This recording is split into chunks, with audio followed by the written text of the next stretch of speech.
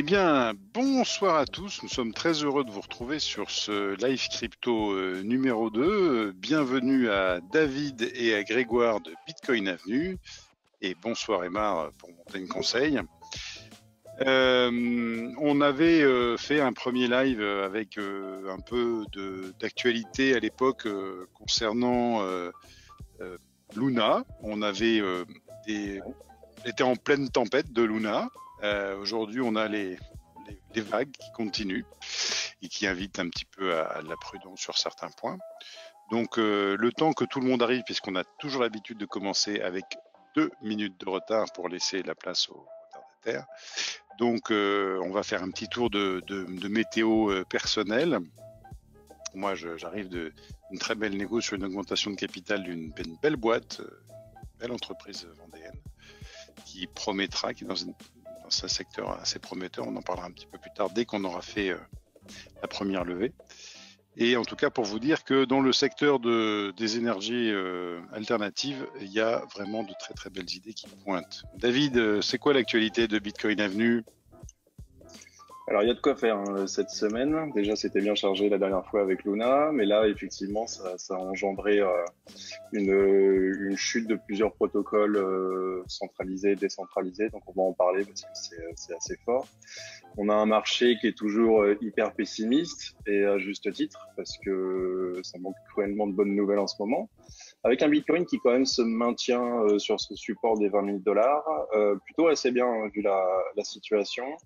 Alors, situation globale qui est due à la guerre en Ukraine, au taux de la Fed, à une sorte de récession mondiale qui est en train de se mettre en place. Donc voilà, plutôt encourageant. Et puis, on finira par une note conclusion positive, comme on a l'habitude de le faire, parce que cette situation, elle est quand même plutôt bénéfique à long terme. Oui. Oui. Alors justement, 32, on accueille Lucas qui est dans ces montagnes. On voit qu'il est dans un chalet de Lucas. Bon, il neige plus. En fait, on a justement, j'ai eu une discussion hier sur LinkedIn avec un garçon qui me disait qu'il n'y avait pas de fondamentaux sur Bitcoin. C'était très drôle. Et puisque en fait, il a jamais abordé les vrais sujets et des fondamentaux sur Bitcoin, il y en a plein. J'ai regardé, moi, par exemple, c'est la taille des blocs, enfin, si les transactions par bloc bougeaient.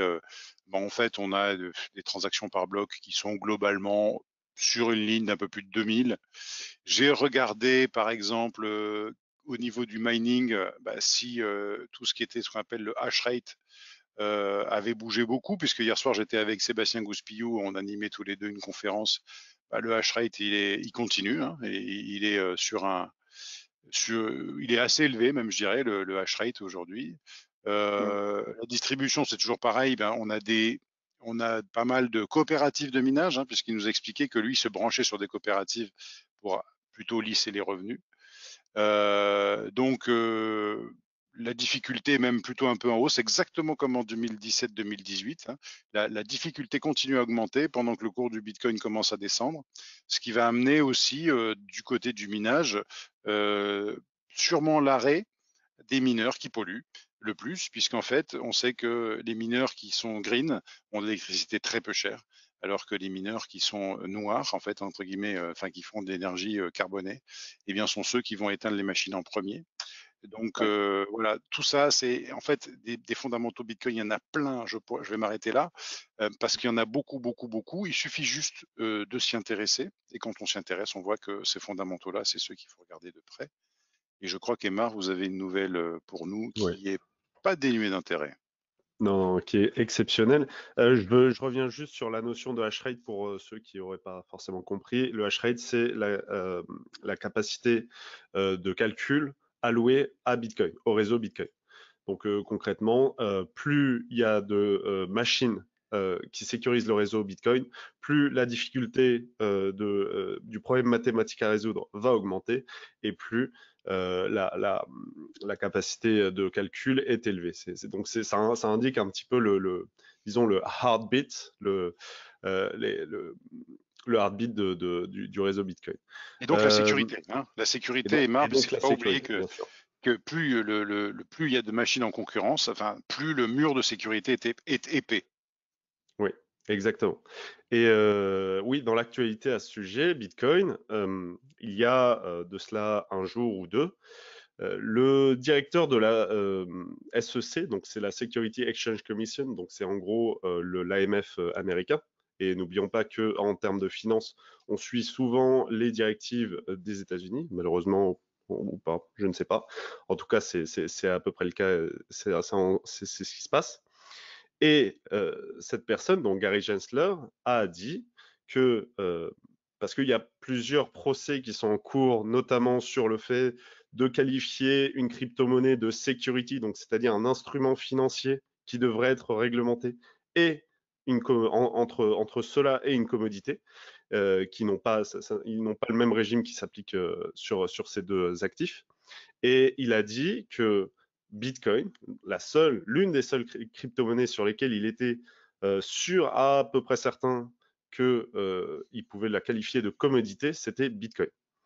Donc, ce qui veut dire que Bitcoin est à peu près safe, est un investissement à peu près safe, parce que personne n'ira aller le chercher. Voilà, effectivement, c'est assez intéressant. Il a aussi parlé d'Ethereum et des autres cryptos, mais parler d'une commodity, donc d'une matière première. Hein. En fait, le Bitcoin est considéré comme une matière première. C'est quand même, surtout venant de la part de l'AMF américain, c'est assez sérieux comme définition. D'ailleurs, je pense que David, ça, c'est quelque chose d'assez intéressant. Oui, quand on extrapole un petit peu, ça pourrait être plutôt intéressant. Alors, je ne sais pas exactement ce que ça pourrait ouvrir pour le Bitcoin, ou peut-être une cotation boursière, je ne sais pas. Alors, on a regardé rapidement avec Grégoire.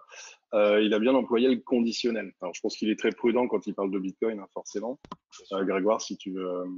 Donc, il a dit que le Bitcoin pourrait être considéré comme une commodity, Oui, c'est ça. en tout cas parmi l'ensemble des crypto-monnaies. Donc, c'est pas moi qui vais le contredire, mais Grégoire, c'est quelque chose à rajouter. Oui, par rapport à ça, bah, ça veut dire que en fait, le Bitcoin est équivalent au soja, au pétrole, à l'or, enfin à tout ce qui est échangé à la bourse de Chicago, puisque c'est sur cette bourse que sont échangées les commodities.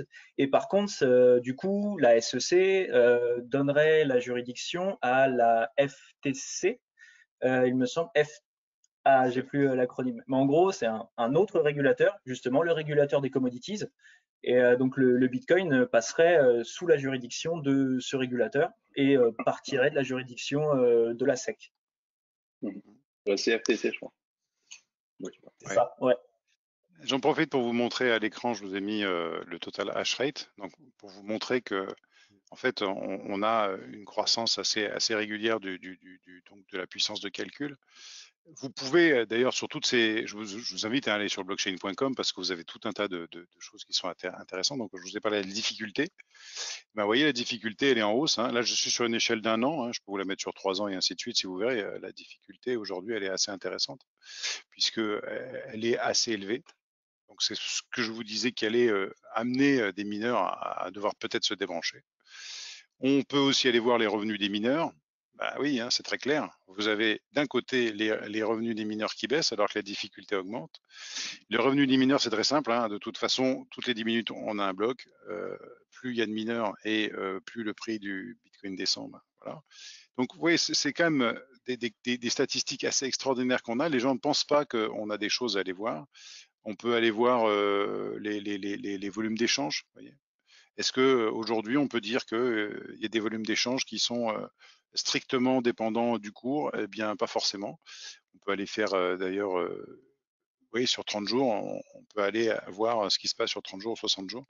Donc tout ça, vous allez soit sur un Explorer, soit autre chose, et vous allez voir donc beaucoup d'informations qui sont des informations qui sont passionnantes parce que vous voyez les fondamentaux, donc vous pouvez voir beaucoup de choses, ce qui circule en Bitcoin. Bah oui, Bitcoin c'est très simple, plus il y en a, plus ça circule.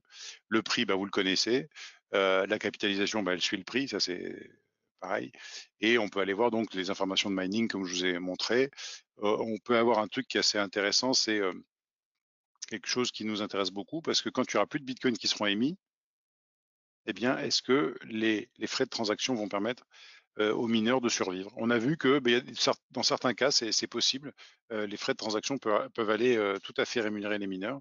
c'est un sujet, hein, ça sera la transition peu à peu qui se fera sur peut-être 20 ou 30 ans, de passer vers des rémunérations qui étaient plutôt issues du mining et qui vont aller plutôt sur les frais de transaction. Je vous rappelle simplement qu'une transaction Bitcoin, si elle n'est pas incentivée par un pourboire, a très peu de chances d'être validée dans un bloc. Voilà pour ces fondamentaux. Je vais arrêter avec ça parce que je ne vais pas rabâcher, mais en tout cas, il m'a semblé important de remettre ces éléments en ligne. Voilà. Alors, David, on a les vagues de l'UST qui continuent, hein, c'est les ondes on a eu un énorme bloc qui était au milieu du lac, qui est tombé. Voilà. Et puis donc, il y a les vagues de l'onde, et nous, on avait décidé de devenir très très très prudent sur tout ce qui était les autres protocoles. David, Grégoire, qu'est-ce qu'on peut dire des suites de l'UST? Alors là, ce qui se passe, c'est digne d'un épisode de Dallas. En fait, c'est là qu'on se rend compte que l'écosystème, le marché de la crypto-monnaie en général est hyper interconnecté. Parce qu'effectivement, quand il y a un protocole qui tombe, les autres sont quand même hyper impactés. J'irai pas jusqu'à comparer ça jusqu'à la chute des Lehman Brothers, mais on est quand même pas loin.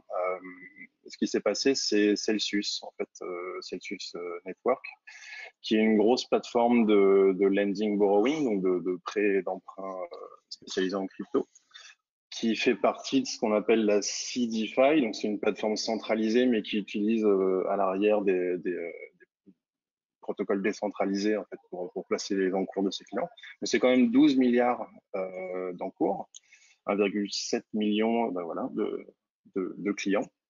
Et en fait, cette plateforme a fermé subitement, je crois que c'était le 12 juin, le 13 juin, tout retrait de sa plateforme et toute opération. Donc ça n'a pas manqué de choquer la cryptosphère sur Internet, avec forcément des suspicions d'illiquidité. Voilà, donc en fait, on s'est rendu compte que Celsius avait aussi fait tout un tas de placements très mauvais. Notamment un placement sur Badger DAO, qui est un protocole de finance décentralisée, donc qui a été piraté en décembre, il me semble, donc qui a engendré une perte de 22 millions de dollars. Tout un tas de choix en fait qui ont fait qu'aujourd'hui, voilà, ils sont dans une situation d'illiquidité. Peut-être sur Celsius, tu as des choses à rajouter, Grégoire? Oui, Celsius, ils étaient exposés à l'écosystème Terra, donc ils ont subi de plein fouet la chute forcément de Terra. Comme disait David, hein, ils ont fait des investissements un peu douteux qui leur a fait perdre des dizaines de millions de dollars. En plus de ça, là, c'est un des cadres qui a des suspicions d'arnaque à la crypto-monnaie. Ouais. Bon, c'est pas très beau. Il y a son concurrent Nexo qui a proposé de racheter une partie des actifs illiquides, donc à Celsius. Et en ce moment, on a quand même, ça c'est un fait assez intéressant, on a Goldman Sachs et Citigroup, donc on parle quand même de deux grosses banques mondiales, qui sont en train de lever 2 milliards de dollars pour proposer un rachat de Celsius. Donc là, ça y est, on a la TradFi, donc la finance traditionnelle, qui se met à racheter des acteurs crypto. Je pense que c'est un fait à noter quand même. Alors là, on ne sait pas encore s'ils sont vraiment en situation d'insolvabilité, ce qui serait nettement plus grave et du coup, effectivement, ils seraient plutôt amenés à se faire racheter en tout cas. Le manque de liquidité peut être normal, entre guillemets. En tout cas, dans la finance traditionnelle, c'est assez courant. On sait très bien que si tout le monde retire son argent des banques, il va y avoir un petit problème, même si depuis 2008, il y a eu quand même des filets de sécurité. Là, ce qui se pose, c'est qu'en fait, dans la DeFi et dans ces activités d'emprunt et de prêt, il n'y a aucun filet de protection. C'est-à-dire qu'il n'y a pas de garantie de dépôt comme on peut avoir qui protège qu'on peut avoir dans la finance traditionnelle qui protège les clients, y compris particuliers. C'est-à-dire que si un protocole s'effondre, il peut emmener tous les autres protocoles derrière. Et on voit très bien qu'il y a énormément d'emprunts et de connexions en fait financières entre les différents protocoles, ce qui peut s'avérer assez dangereux. Ça a un côté bénéfique. Ça rappelle beaucoup la situation de 2018 quand la bulle avait fini par éclater, où on a vu plein de, notamment des entreprises qui pour le coup étaient centralisées, qui ont mis la clé sous la porte. Voilà, ça a un côté la grande purge, on va dire clairement, qui finalement à long terme sera bénéfique, mais voilà, qui est nécessaire malheureusement. Donc ça comment dire, appuie un petit peu sur la baisse des cryptos qui a quand même baissé de près de 70% depuis novembre 2021. Donc voilà, il va falloir attendre un petit peu avant de retrouver un peu de confiance, un peu de renouveau, mais voilà, ça aura forcément un côté positif à long terme. Alors ça, c'était le cas Celsius. Oui, je t'en prie. Je vais juste faire un petit parallèle avec Goldman, avec enfin ce qui s'est passé sur Lehman Brothers notamment. En fait, quand Lehman Brothers a été la banque qu'on a laissé tomber pour l'exemple, il y a eu un gros stress sur l'ensemble des marchés mondiaux et on a mis en place un certain nombre de règles pour éviter que le reste tombe. C'est-à-dire qu'on a arrêté les CDS, enfin on a arrêté de pouvoir jouer contre la dette de certains pays sans avoir la dette du dit pays. On a arrêté certains produits comme les CDO et ainsi de suite. On a arrêté tout un tas de choses et on a essayé. On est allé voir les banques. On leur a dit vous avez besoin d'argent, on va vous donner de l'argent. Et si vous voulez, globalement, les banques avaient privatisé leurs profits et ont mutualisé les pertes avec les populations, puisque les populations étaient appelées au secours des banques. D'ailleurs, à ce moment-là, on aurait pu dire on a un moyen de pression sur les banques pour mieux les réguler. On ne l'a pas fait. Donc, n'allez pas nous embêter avec la régulation sur le secteur crypto, puisque quand le seul moment où on pouvait le faire pour les banques, on ne l'a pas fait. Et donc, on se plaint en disant ouais, c'est terrible, il y a eu des arnaques sur la crypto, des gens perdent plein d'argent, il y a des suicides, ainsi de suite. Je vous rappelle simplement une chose, c'est qu'on a demandé d'argent à personne quand des protocoles DeFi, quand des protocoles crypto tombent. On ne va pas faire appel au public, aux petits porteurs pour aller rembourser ces gens-là, contrairement aux banques. Donc, oui, ça fait des chutes, oui, il y a des gens qui ont perdu de l'argent, mais on n'est pas allé appeler des innocents à aller renflouer les banques suite à des protocoles qui sont tombés ou qui vont tomber. Voilà, parce que il y a parfois des protocoles qui ont pris des paris avec des titres illiquides. C'était pas idiot comme pari, mais c'était dangereux en termes de liquidité. Voilà. Et c'est pareil pour c'est pareil pour Lehman Brothers. Il y a eu des problèmes de liquidité. Et à un moment donné, il n'y a plus de liquidité. Et quand il n'y a plus de liquidité, c'est pas qu'il n'y a pas de richesse, c'est qu'il n'y a plus de liquidité. On n'est pas capable de faire face au retrait. Donc, la non-régulation du secteur des cryptos a un côté très sympathique pour l'épargnant. On n'est pas venu l'appeler au secours pour redresser le secteur. Et on ne l'appellera pas pour redresser le secteur. Donc faites attention à la régulation, parce que ça peut avoir de bons côtés, oui, mais ça peut aussi avoir des côtés qu'on n'a pas forcément vus. Donc je t'ai interrompu sur les... Oui, vas-y David. Non, je t'en prie. Mais je suis assez d'accord avec toi, oui. C'est le bon côté de l'autorégulation de la finance décentralisée. Il y en a aussi des mauvais. Ça ne règle pas tout, mais effectivement, au moins, ça n'a impacté que les épargnants qui utilisaient Celsius Network notamment. Alors bon, l'histoire n'est pas finie, on va bien voir. A priori, on s'oriente quand même sur une insolvabilité, donc il y a quand même de gros risques pour les utilisateurs de Celsius. Il y a l'histoire de 3AC, Three Arrow Capital, qui est un hedge fund, donc un fonds spéculatif à Singapour, il me semble, qui lui s'est retrouvé suite à une série de mauvais choix, de mauvais placements, à s'endetter auprès de d'autres protocoles de DeFi, dont Voyager Digital et BlockFi, et qui s'est retrouvé en position d'insolvabilité, ce qui est plutôt grave parce que c'est à hauteur de 670 millions d'USDC quand même. Alors juste pour Voyager, j'ai plus le chiffre en tête pour BlockFi. La liquidation a été demandée par les îles britanniques. Je me demande même si c'est pas les îles Vierges, ouais. Voilà, ils avaient aussi investi, donc là c'est une conséquence directe de l'UST parce qu'ils avaient investi, alors j'ai vu différents chiffres entre 200 et 500 millions de Bitcoin pardon, dans la collatéralisation de l'UST sur Luna, qui ont été complètement dilapidés en essayant de sauver le peg de l'UST. Donc voilà, gros hedge fund qui se retrouve en situation d'insolvabilité auprès de deux gros acteurs de la finance décentralisée, qui eux-mêmes sont plus ou moins en situation de rachat à cause des FTX. Enfin, FTX en a profité pour les sauver en leur apportant de la liquidité, sachant que FTX a déjà fait ça avec la plateforme Liquid, plateforme japonaise régulée au Japon, qui, après un piratage, s'est retrouvé en manque de liquidité. Donc, FTX est arrivé en grand seigneur pour leur apporter des liquidités et surtout pour les mettre en position de rachat, clairement. Et donc, FTX a fini par racheter Liquid. Donc là, quand on parle de prêt, de sauvetage, on est quand même sur des opérations de rachat relativement hostiles. Donc voilà, FTX, là, ça s'apprêterait en tout cas à racheter Voyager Digital et BlockFi. Donc, quand je me dis que c'est digne d'un épisode de Dallas, on est quand même pas loin. Grégoire, peut-être si tu as des infos supplémentaires. J'ai cru voir que FTX pourrait aussi racheter Robinhood, donc oui, l'application de trading qui est assez connue. En fait, FTX, là, ce sont vraiment les gros gagnants de ces chutes à répétition, hein. C'est eux, ils vont en sortir consolidés. Ils ont l'habitude, en fait, justement de racheter des entreprises et d'intégrer les services de ces dites entreprises directement sur leur plateforme. Donc, il faut s'attendre à ce que d'ici quelques mois, FTX nous propose peut-être du lending borrowing et ce genre de choses. Ouais, ce sont vraiment les grands gagnants et c'est assez particulier de voir que Binance, Kraken ne font rien, ne font pas ce genre de choses. C'est voilà. Donc, ouais, c'est FTX qui gagne ici. Si je peux, Comme quoi, je t'en prie. Non, pas de souci.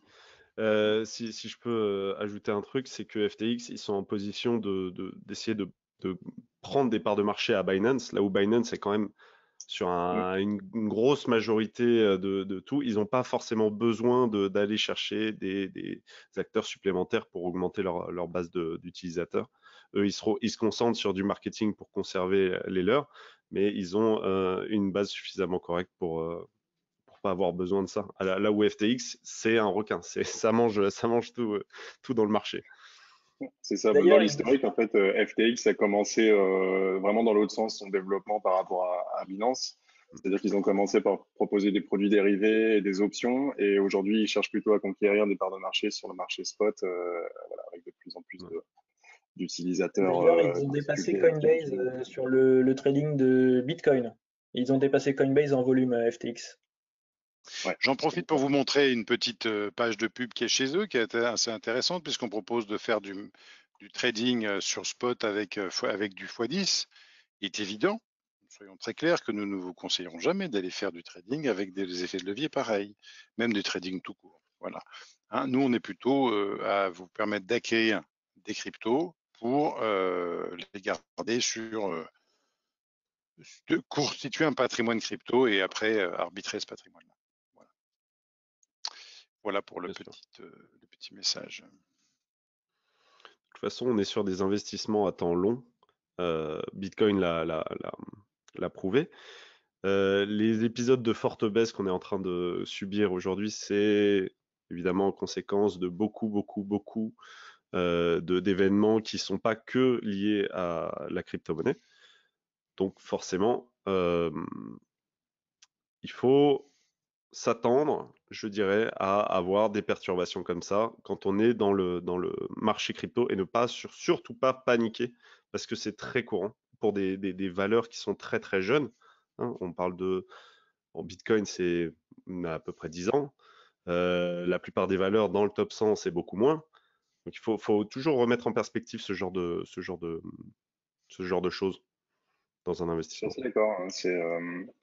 C'est le fait que Bitcoin soit impacté par la situation globale économique prouve encore qu'il est de plus en plus corrélé à tout ça, ce qui est plutôt une bonne chose. Et je repense souvent à 2018 parce qu'il y a beaucoup de similaires. Hein. En 2018, on était sur une bulle spéculative totale. Il n'y avait aucune corrélation avec l'économie. D'ailleurs, l'économie se portait pas trop mal à l'époque, il me semble, mais la chute a été assez violente une fois que la bulle a éclaté. Là, on peut déjà comprendre beaucoup mieux pourquoi on en est là et aussi apprécier la résilience de Bitcoin, je trouve, par rapport à la situation qui pourrait être bien pire. Parce que finalement, en analysant de manière un peu plus large, on voit très bien que toutes les valeurs technologiques, toutes les valeurs légèrement spéculatives sont abandonnées dans ce type de situation. Donc voilà, ça donne du sens à l'analyse macro sur Bitcoin, ce qui est plutôt une bonne chose. Encore une fois, c'est assez récent, puisqu'il y a encore 3-4 ans, on avait peu d'éléments comme ça pour apprécier les raisons d'une chute ou d'une éventuelle hausse. Donc voilà, j'essaie toujours de garder une vision positive, même à 20 000 $. Bah, c'est l'avantage d'une telle chute, c'est que derrière, on peut trouver les grands gagnants, ceux qui arriveront, par exemple, on peut prendre Coinbase. Je voyais passer sur Twitter une comparaison entre le prix de Bitcoin et le prix de l'action Coinbase. Et on voit que c'est complètement à l'opposé, c'est-à-dire Bitcoin comme ça et Coinbase comme ça. C'est là où on verra ceux qui vont tirer leur épingle du jeu, ceux qui vont devenir les Amazon, Google de la crypto de demain. Des Coinbase, on aurait pu penser que, hein, mais ceux qui ont déjà utilisé l'application Coinbase savent qu'ils pratiquent des frais horribles. Ils ont très peu, enfin ils sont très régulés, mais c'est dans le marché américain. Mais de fait, ils n'ont pas les mêmes opportunités qu'un Binance qui lui a eu les portes ouvertes et ensuite va se réguler juste derrière. Et c'est là où on verra l'avenir se dessiner, quoi. Donc, en résumé, pour le marché, nous avons eu des excès, nous avons eu une correction de ces excès, et la correction a été forte puisque le marché n'est pas forcément régulé, qu'on est sur des actifs entre guillemets victimes de spéculation et non pas forcément des actifs spéculatifs.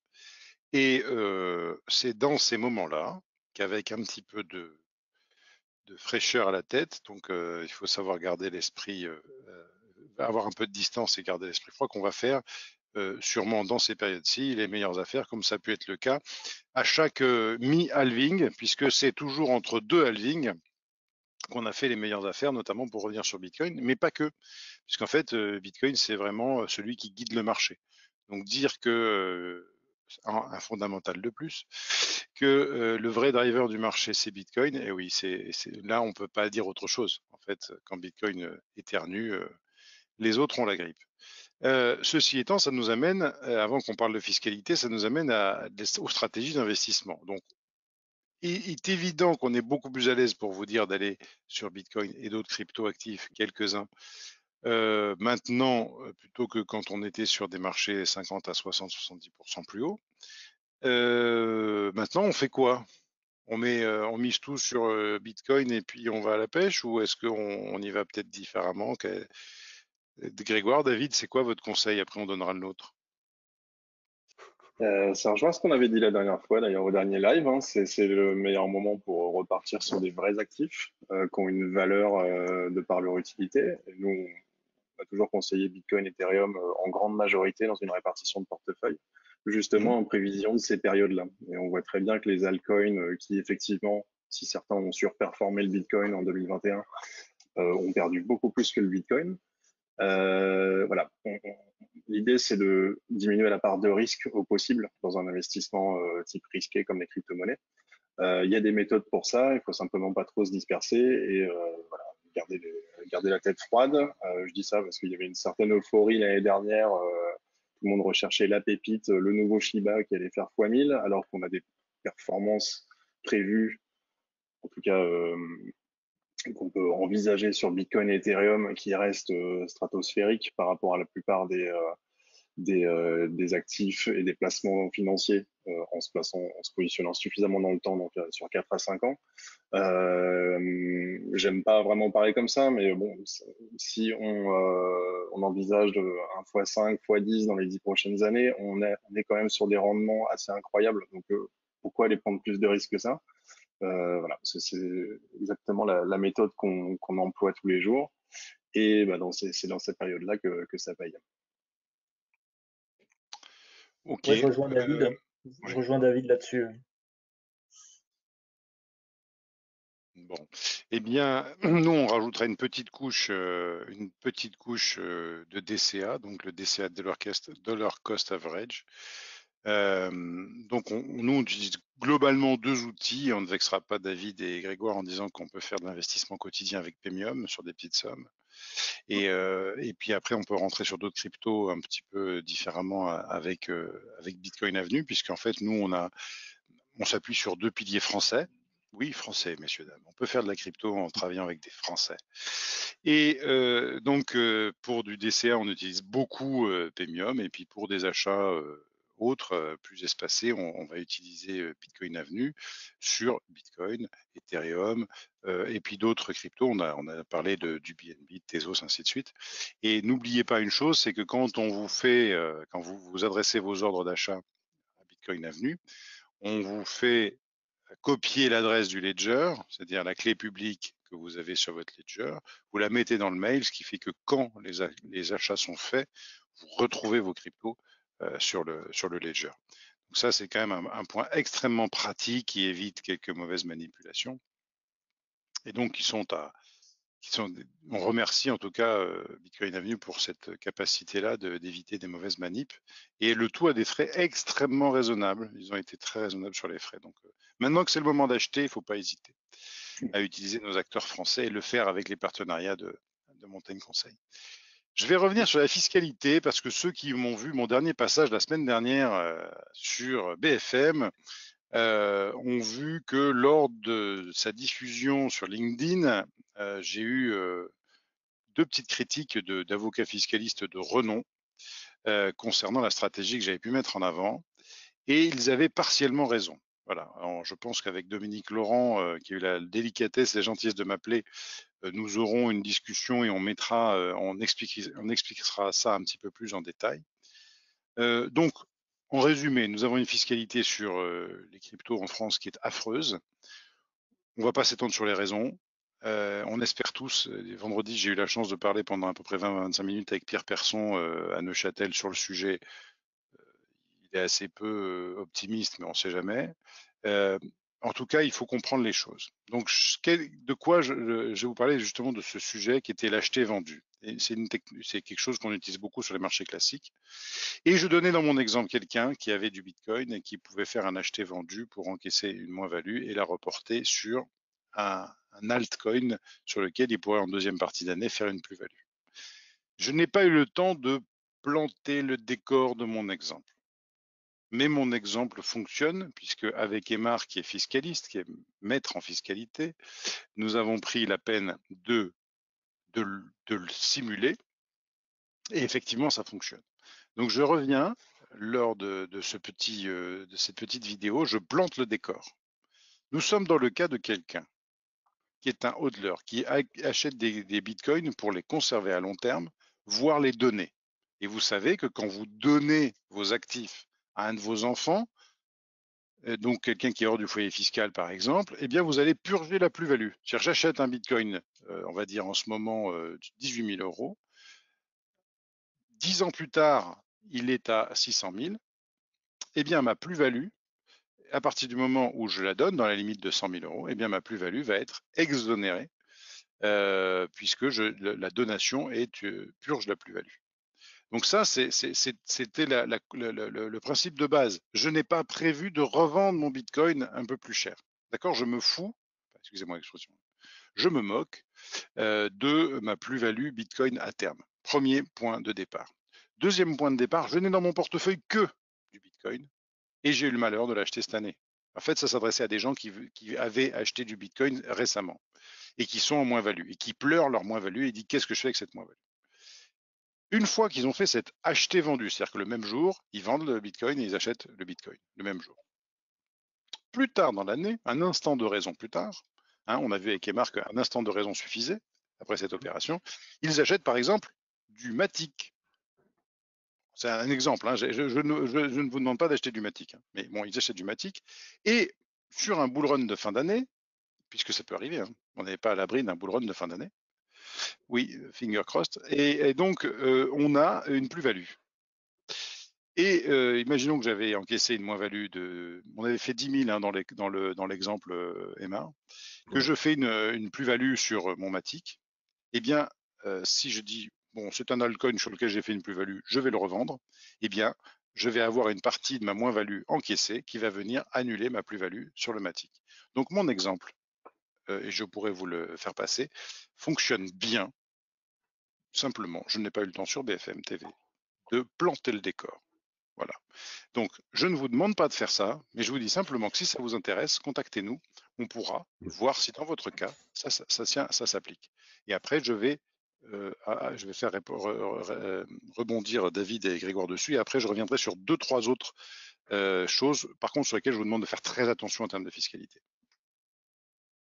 David, un petit. Non, tu peux ne pas commenter. Hein, Je suis pas sûr d'avoir saisi tous les rouages, mais ça m'a l'air intéressant. C'est ce qu'on faisait sur beaucoup de comptes titres. Voilà. Dites-vous simplement que vous êtes en moins-value. Si vous êtes en moins-value forte sur Bitcoin et vous n'avez que du Bitcoin dans le portefeuille, et que vous allez conserver votre Bitcoin de toute façon à terme, eh bien, vous pouvez, à l'intérieur d'une même année, et peut-être si demain la loi fiscale change, peut-être plus, bon, ça sera peut-être reportable plus tard, mais vous pouvez à l'intérieur d'une même année, vous profiter de cette moins-value pour aller l'imputer sur une plus-value future, une plus-value à l'intérieur de la même année. Voilà. Ok. Donc, je vous demande pas de le faire, je vous demande simplement de nous contacter pour voir si c'est un intérêt. On fait une simulation et si la simulation est intéressante, eh bien, on l'utilise. Ce qui est sûr, c'est qu'il y a énormément de travail pour faire évoluer la fiscalité. Et là, on est confronté à de l'accompagnement d'entreprise. La fiscalité d'entreprise côté crypto est encore très très mal définie. Beaucoup de comptables se posent les questions parce qu'il n'y a pas de normes comptables très claires émises par l'ANC. Beaucoup choisissent des régimes où les plus-values latentes sont inclus dans le résultat, etc., ce qui n'est pas forcément une bonne stratégie.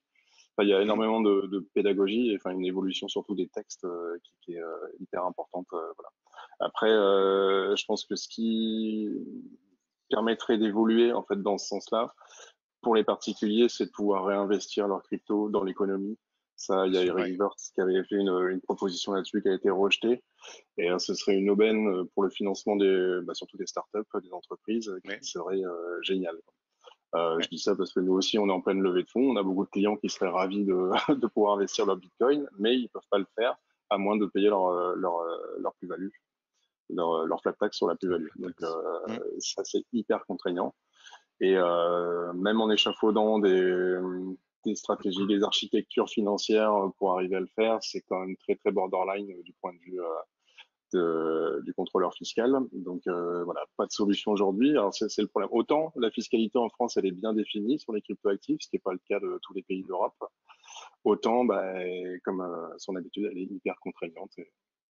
Il faut qu'elle évolue. Ouais. Et donc, je vais revenir sur un sujet très important qui s'appelle les back loans. Je vais vous expliquer ce que c'est des back loans. J'ai de l'Ether, par exemple, je peux aussi le faire avec du Bitcoin, sur lesquels j'ai un peu de plus-value et j'ai décidé de le mettre en garantie, donc en collatéral d'un emprunt. Donc, je peux mettre mes Ethers. J'ai, par exemple, 20 000 Ethers. Et comme je pense que vu le prix de l'Ether en ce moment, ce n'est pas le moment de les vendre, eh bien, je mets ces Ethers en collatéral, en garantie d'un emprunt. Donc, je vais sur une plateforme, je les mets en garantie d'un emprunt et je vais émettre un emprunt dans une monnaie stable. Aujourd'hui, à l'heure où je vous parle, si vous avez une plus-value sur cette crypto, elle est exigible par le fait d'émettre un emprunt. Les gens ne le savent pas. Les plateformes ne le disent pas. Et pourtant, c'est le cas de figure. Je recite de nouveau Dominique Laurent, c'est un sujet sur lequel il avait attiré mon attention. Pourquoi? Parce que 2 billets de 100 € sont fongibles entre eux, ça veut dire qu'ils sont échangeables, ils ont exactement la même valeur. 2 bitcoins, c'est exactement, si David m'envoie un bitcoin et moi en contrepartie j'envoie un bitcoin, c'est fongible. Ça veut dire que, en fait, c'est un prêt à usage. Pourquoi? Parce que comme si je prête une bouteille de Volvic à David, j'attends de lui qu'il me rende une bouteille de Volvic et pas forcément celle-là. Par contre, si je prête ma Tesla, parce que certains qui sont là ont vu que j'avais fait une petite vidéo avec la Tesla ce matin, si je prête ma Tesla à David, j'attends de David Oui, elle marche très bien maintenant, David. Elle marche très très bien. Ouais, ça m'a Et rassuré. j'attends de David, je vais le Sinon, voir je un ferai jour. une après. Oui, un petit peu. Et donc, et j'attends de David qu'il me rende ma Tesla. Donc la différence, c'est que le premier, c'est un prêt à consommation, il consomme la bouteille. La deuxième, c'est un prêt à usage. Eh bien, en matière de monnaie, une monnaie fongible, c'est un prêt à consommation.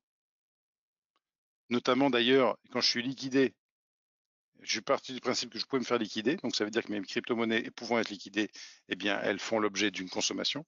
Alors que la Tesla, c'est un prêt à usage.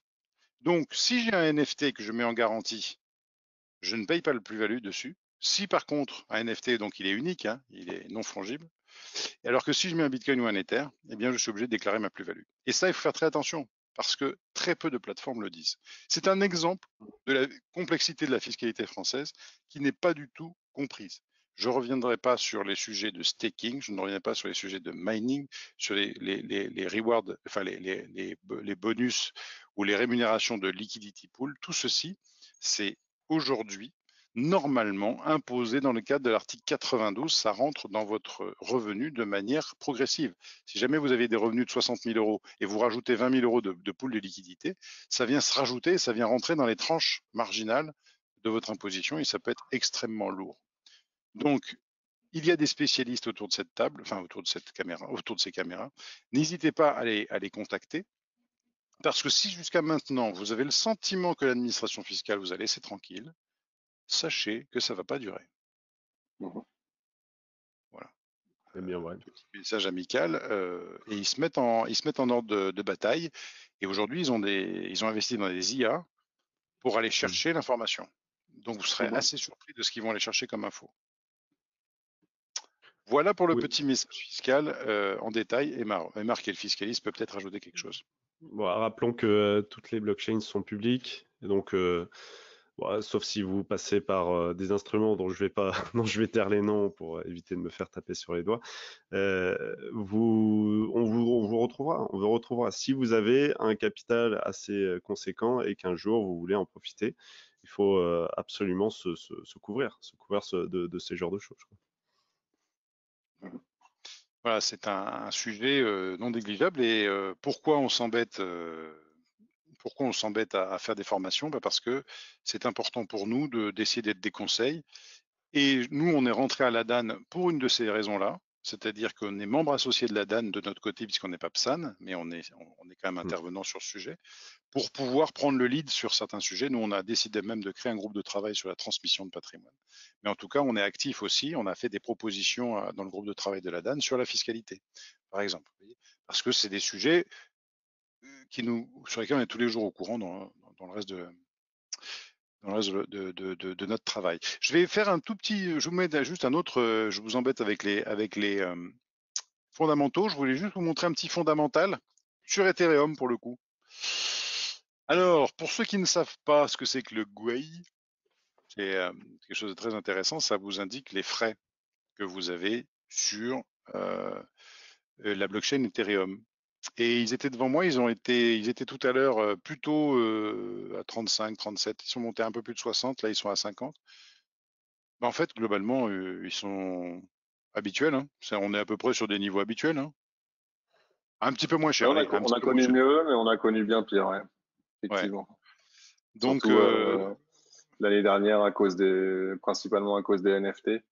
oui, Les frais de réseau bien augmentaient pire. énormément. Ouais, on était monté à près de Mais ça, 400 c'est pas mal. de Ça, mémoire. ça c'est pas mal. Enfin, c'est plutôt habituel. Enfin, en dehors de la folie des NFT, c'est quand même plutôt un fonctionnement assez habituel des frais sur Ethereum. Hein. Voilà. Mhm. Enfin bon, c'était un petit clin d'œil pour montrer un autre, comment dire, fondamental sur une autre blockchain. Il y a un sujet que je voulais qu'on aborde aujourd'hui, qui est un sujet qui a fait beaucoup de bruit dans le milieu bancaire. C'est un sujet de souveraineté économique. En 2018, Ah oui.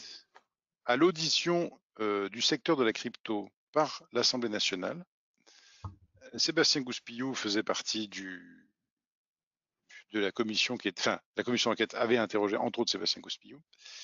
Et il y avait Éric Larchevêque qui intervenait pour Ledger. et qui a dit s'il faut que vous fassiez un stablecoin rapidement en euros, parce que si c'est pas vous qui le faites, si vous limitez et si vous n'encouragez pas la mise en place d'un stablecoin en euros, ce seront les Américains qui le feront et vos réserves de monnaie seront aux États-Unis et non plus en Europe. Le LUG est arrivé très difficilement il y a 18 mois, mais alors très difficilement, hyper encadré, hyper contraint, à l'initiative de Casino d'ailleurs. Eh bien, nous avons appris la semaine dernière que Circle, qui est le deuxième plus gros stablecoin dollar, eh bien, arrive avec un stablecoin euro. Messieurs, c'est à vous. C'est ça. Ça sera lancé demain d'ailleurs, le même jour que le vote du règlement MiCA. Bon, sacrée coïncidence. Nouvelle inquiétante en termes de souveraineté, comme tu l'as dit. D'un côté, il fallait s'y attendre.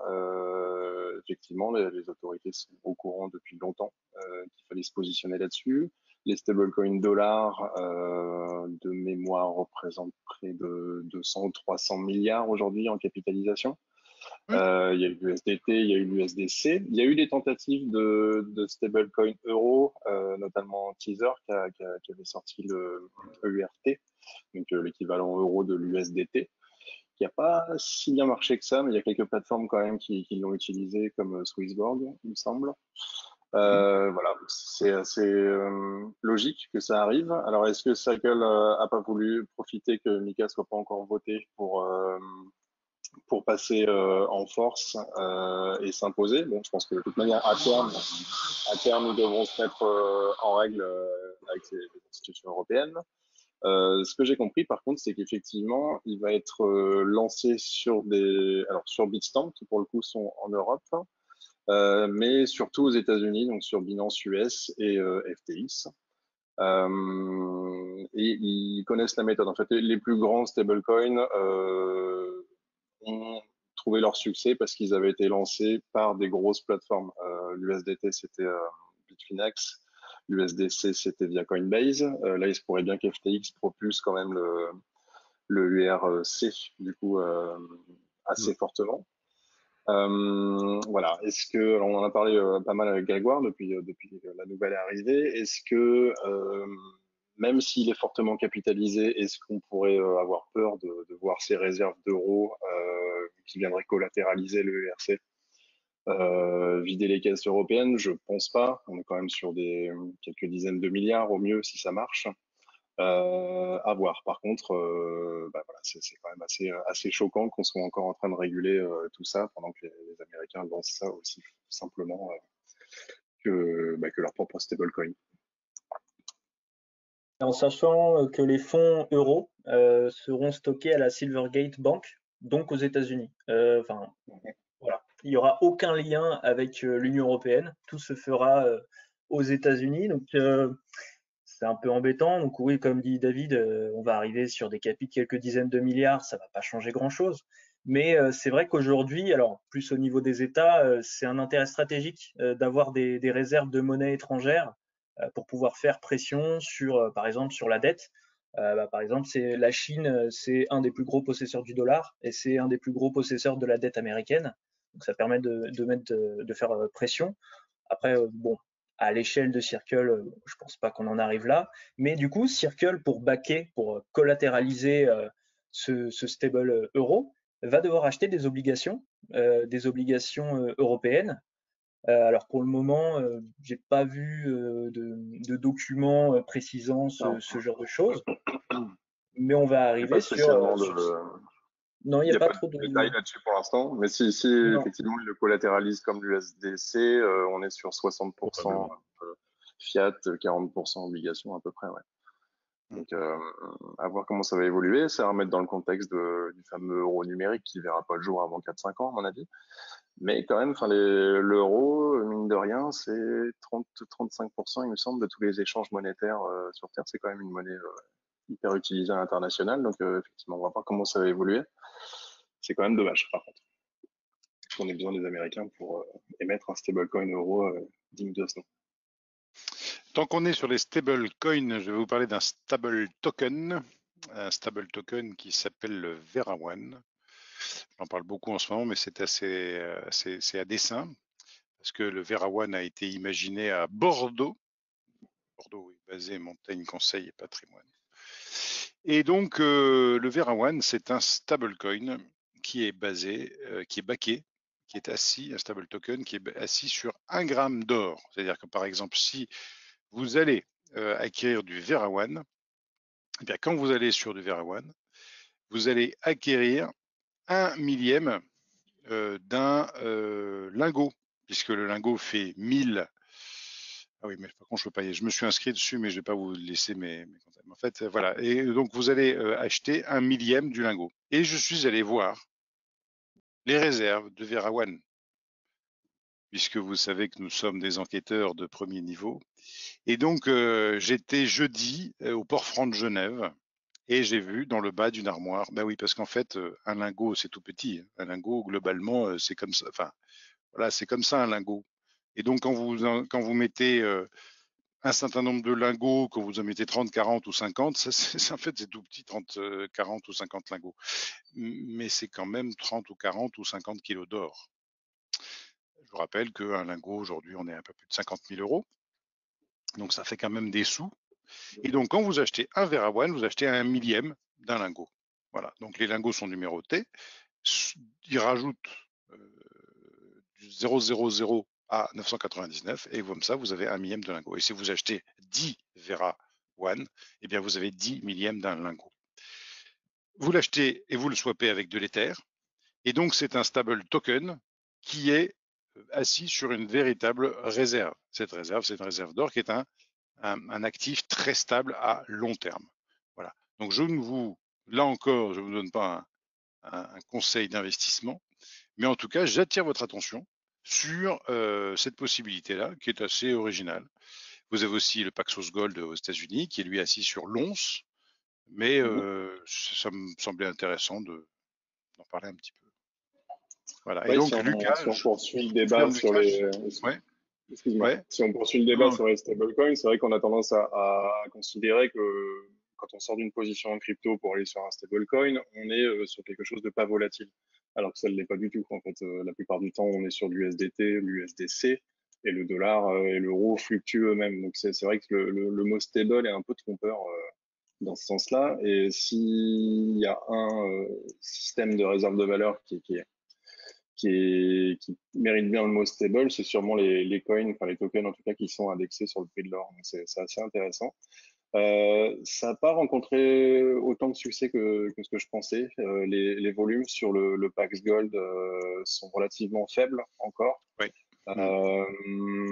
Mais il y a sûrement une idée d'avenir, je pense, derrière tout ça. Oui, oui, et puis là encore, on peut diversifier son portefeuille en mettant une ligne assez stable là-dessus. On va jamais mettre la totalité de son portefeuille, mais c'est pas inintéressant Non, au d'aller contraire, ouais. là-dessus. On a souvent eu de la demande de clients qui cherchaient plutôt à conserver de la valeur plutôt qu'à spéculer et à faire des plus-values. On voit bien aussi que les exemples typiques, c'est le Venezuela, hein, où voilà, quand on a une monnaie qui s'effondre, on cherche à conserver de la valeur. Donc, je pense qu'il y a un réel avenir pour ça. Et dans une stratégie vraiment de conservation de valeur, ça peut être hyper intéressant de s'orienter vers ce type de token. Pas besoin Voilà. d'aller jusqu'au Venezuela, hein. Les chiffres de l'inflation en Espagne sont tombés aujourd'hui ou hier et on dépasse les 10% maintenant. Ok. Voilà. Et alors, Paxos Gold, je suis en train d'essayer de voir. Aujourd'hui, en négociation, il y a eu 33 000 $. J'essaie de voir la totalité de la supply, mais je la trouve pas. Je la trouve pas forcément. Capitalisation, si, je la trouve là. La capitalisation, j'ai pas le chiffre de capitalisation sur le Paxos. Voilà. Bon. Enfin voilà, mais Je c'est. sais qu'ils sont réédités assez fréquemment. Et puis, Paxos, c'est à la BitLicense dans l'État de New York, je crois. Donc, Hmm. voilà, c'est quand même Voilà. un gage de sécurité. Hein, mais effectivement, les volumes sont pas trop là. Alors, l'utilité de ce type de token, c'est justement d'être plus liquide que leur papier. Oui. Et ça manque encore un peu de volume. Ouais. C'est Hmm. le risque. Ouais. 19h24, on va passer à des questions si certains d'entre vous ont des questions. Donc je vais ouvrir les questions si vous voulez. Vous avez un petit outil pour les questions. Et si jamais certains se sentent même de demander, de lever la main pour qu'on leur ouvre le micro, dites-le nous. Mais on peut poser des questions par écrit ou par oral si vous en avez. Il ne faut pas hésiter à nous les poser pour ceux qui sont encore là avec nous. Alors, je vais faire de la prévention en attendant. Je vous conseille énormément. On n'arrête pas de le dire chez Montagne Conseil, j'imagine chez Bitcoin Avenue également. On vous conseille vraiment de sortir vos cryptos des exchanges, surtout en ce moment, où la volatilité est telle que beaucoup font faillite ou ont des risques de faire faillite. Et il serait temps disons de prendre en amont les problèmes qui pourraient être ceux de demain, quoi. Voilà. Alors, on nous pose une petite question sur les projets du métavers, et notamment Dogami, qui de mémoire Dogami est sur Tezos, non? C'est pas sur Tezos, Dogami? Ah, Lucas. Hey, Lucas. Dogami, c'est une entreprise française. Ils ont émis assez récemment un token qui s'appelle le Doga et c'est un projet NFT en fait. Donc le projet de base, le gros intérêt du projet, c'est qu'il permettra aux personnes qui détiennent un NFT de pouvoir jouer sur leur mobile au jeu. Parce que Dogami est un jeu qui représente un peu finalement, bon, pour les plus jeunes, si je peux me permettre, l'univers des Tamagotchi. Donc c'est plus ma génération, hein. Donc l'univers des Tamagotchi, c'est vraiment exactement la même chose. C'est-à-dire que vous allez avoir donc votre Doga, donc votre chien, qui aura, tous les chiens ont différentes raretés.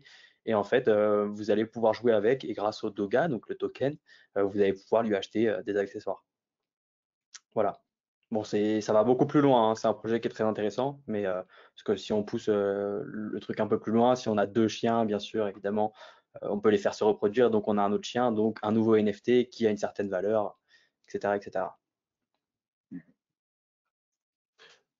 Voilà, Ce Dogami. Voilà. Et c'est bien sur Tezos, hein, il me semble. J'avais pas Ouais. suivi. C'est ça, c'est sur Tezos, c'est une team qui est, on pourrait dire, assez strong, parce que bon, il y a quand même des graphistes de Marvel qui s'est occupé de faire tout ce qui est graphisme.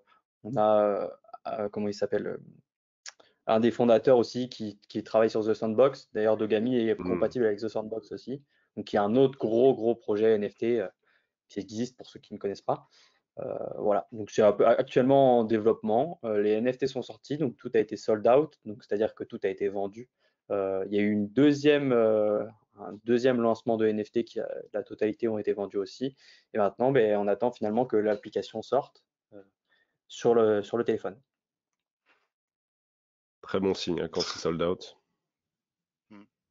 Ouais, 2 fois d'affilée en plus, et puis bon, je pense que c'est un projet qui peut être très intéressant. Alors, en dehors de certains NFT comme le premier tweet, qui a été une catastrophe, j'en parle pas, Aymar, ça a été un très bon souvenir ce passage. Petite joke du soir. Eh bien, en dehors de ça, on va dire qu'il y a pas mal de NFT qui ont tenu la cote. Alors, ils ont tenu la cote en nombre de tokens. Hein.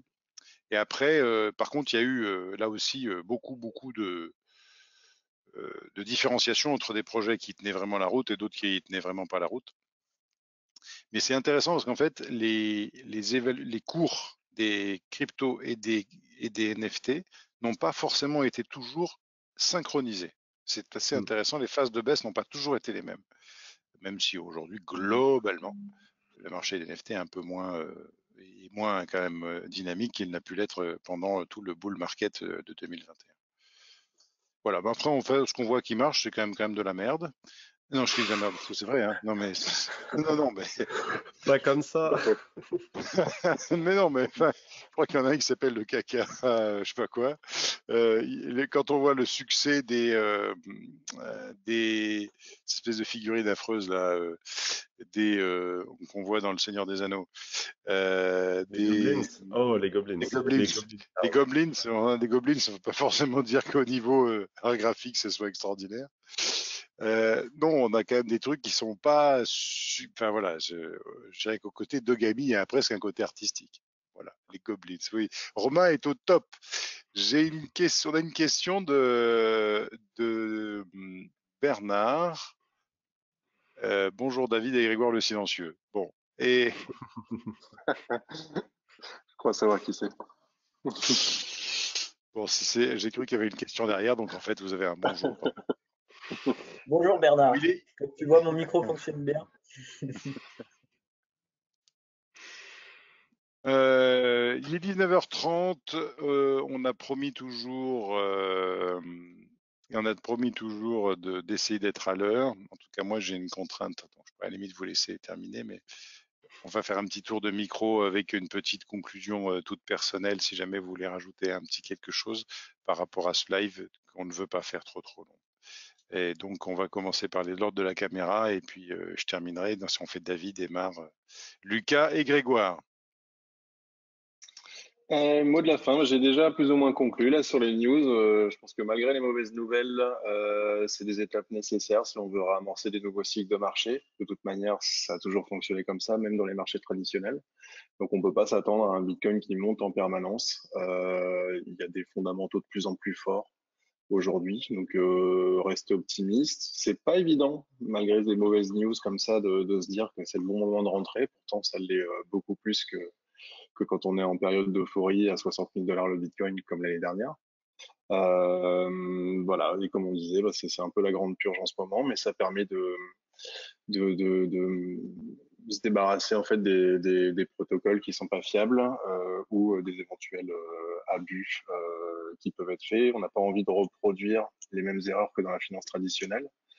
Et les chutes violentes comme ça, les liquidations, bah, font que ça finit par rendre le marché plus fiable. Et voilà, c'est le petit mot positif de la fin. Du coup, Aymar, Oui, moi j'ajouterais que c'est ce genre de phase de baisse, il faut en avoir conscience et faut rester, faut prendre de la hauteur par rapport à ces investissements. Moi, je suis encore tout jeune dans cet écosystème, mais j'ai vécu la baisse de mai 2021.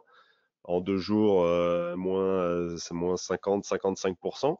Ça fait très très peur, très très mal, mais quand on est convaincu de la révolution financière qui nous attend et de comment vont être utilisés ces actifs à l'avenir, eh bien, faut avoir ça en tête pour comprendre que ces phases de purge sont là pour enlever petit à petit les Shiba Inu et les Doge du top 100 des crypto-monnaies les plus capitalisées. Ça fait du bien et c'est important.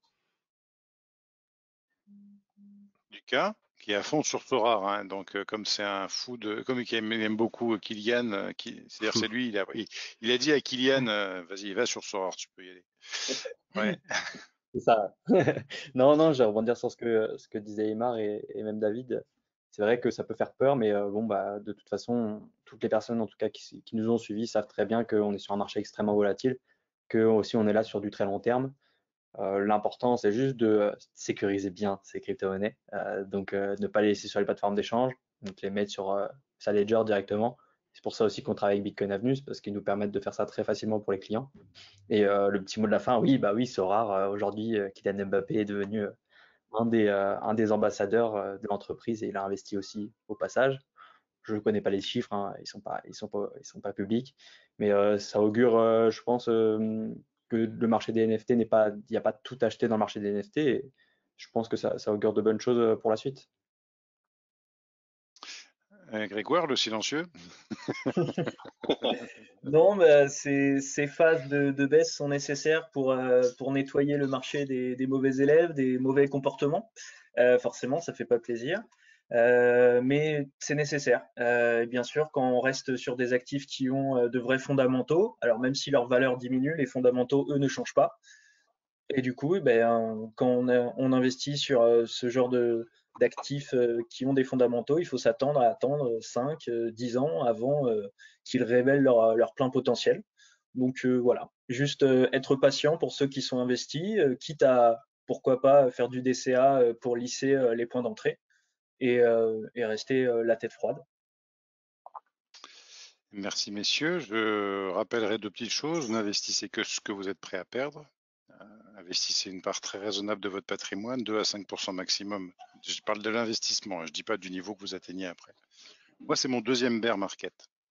Et donc, je rappelle cette anecdote que j'ai déjà dit 1 ou 2 fois à une journaliste qui m'avait interrogé en 2016-2017 sur Bitcoin. C'était une journaliste du Journal du Net, Patrimoine. M'appelle en 2018, en avril ou en mai. On avait bien corrigé comme il fallait.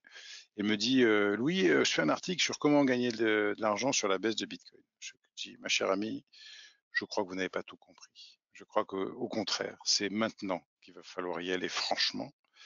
Et finalement, c'était pas un mauvais conseil puisqu'on était globalement entre des 3-4 000 euros. Et donc, moi, c'est mon deuxième bear, hein, puisque moi, j'ai commencé véritablement à suivre quasi quotidiennement Bitcoin en fin 2016, début 2017. J'étais quasiment pas investi. Mais en tout cas, je m'intéressais beaucoup parce que j'avais vu le potentiel. Je me disais, mais mince, il y a un truc qui cloche. Et j'ai appris à comprendre ce que c'était qu'un bear market, à comprendre ce que c'était que le rythme par rapport au halving. N'oubliez pas que le halving, c'est donc la division par 2 de la récompense des mineurs, mais c'est aussi la division par 2 de la création monétaire. Et très souvent, en fait, à chaque cycle, il y a une hausse juste après le halving, quelquefois une pré-hausse avant le halving et une hausse après le halving, et suivi d'une correction qui est en moyenne de 75 à 80%, voire quelquefois un peu plus. Gardons la tête froide. Profitons pour stacker des sats. Profitons donc pour acheter des fractions de Bitcoin qui sont des Satoshi. Quelques autres crypto-monnaies. Certaines qui ont déjà fait leurs preuves et d'autres qui pourraient le faire. Nous, David m'avait proposé en 2019 de regarder BNB. C'était un très très bon conseil. Et Bitcoin, Ether, BNB, pourquoi pas. Nous, on aime bien Tezos aussi. On aura peut-être d'autres conseils, mais nous, nos conseils sont jamais individuels, ils sont jamais collectifs, ils sont toujours personnalisés. Merci à tous, en tout cas, pour ce petit live crypto, et vous pourrez le retrouver pendant un X 2-3 jours pour nos inscrits, et puis il sera en ligne sur la chaîne Montaigne Conseil. Bonsoir à tous, merci beaucoup de votre attention et de votre fidélité. À bientôt. Merci. Bonsoir, Bonsoir. merci, à bientôt. Merci. Au revoir.